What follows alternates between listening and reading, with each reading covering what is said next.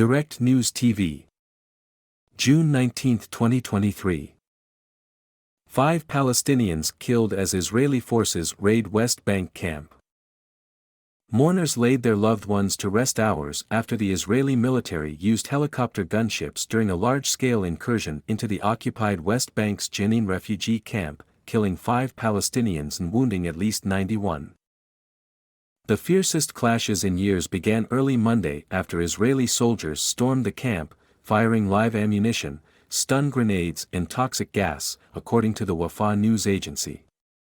Combat helicopters were used for the first time in decades after the ensuing hours-long fighting. One of the Palestinian fatalities was a child. The Palestinian Ministry of Health identified the victims as Ahmed Sakr, 15, Khaled Darwish, 21, Qassam Sariya, 19, Qassam Faisal Abu Sariya, 29, and Ahmed Daragma. At least 22 injured Palestinians are believed to be in critical condition.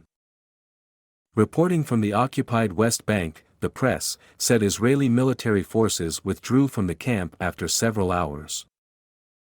At the cemetery in the camp, with funerals underway, Ibrahim said, "Relatives and friends are coming to pay their respects and to show solidarity with the families, to show sadness, to show anger.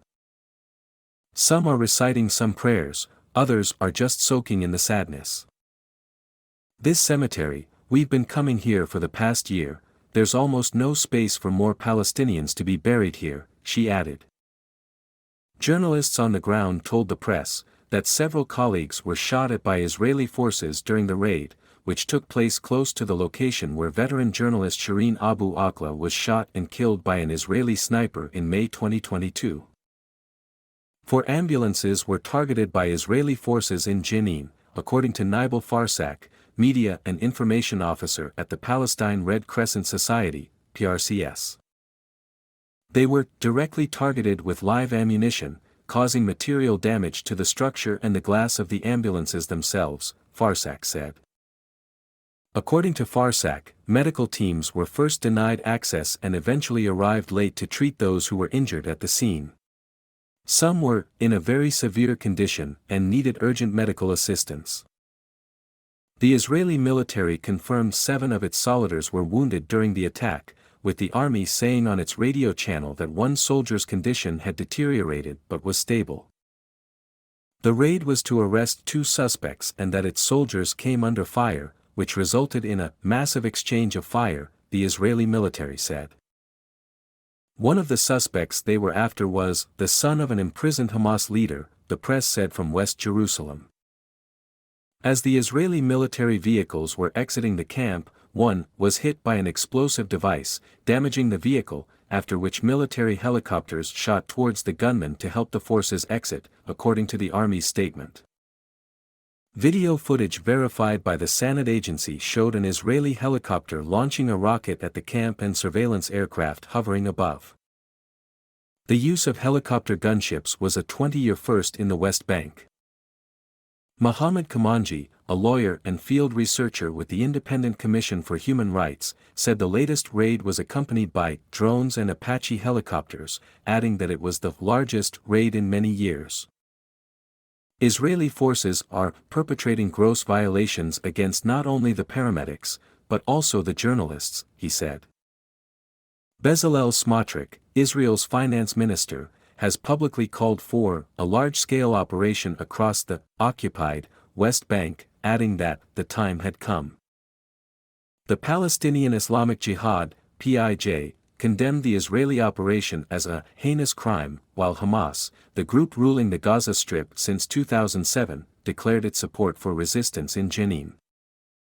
A group of PIJ and Hamas leaders were in Iran's capital on Monday for high-level meetings when the raid took place.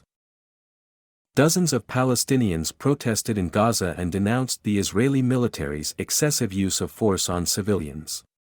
In the Malaka area of East Gaza, youth set tires ablaze and raised Palestinian flags and banners.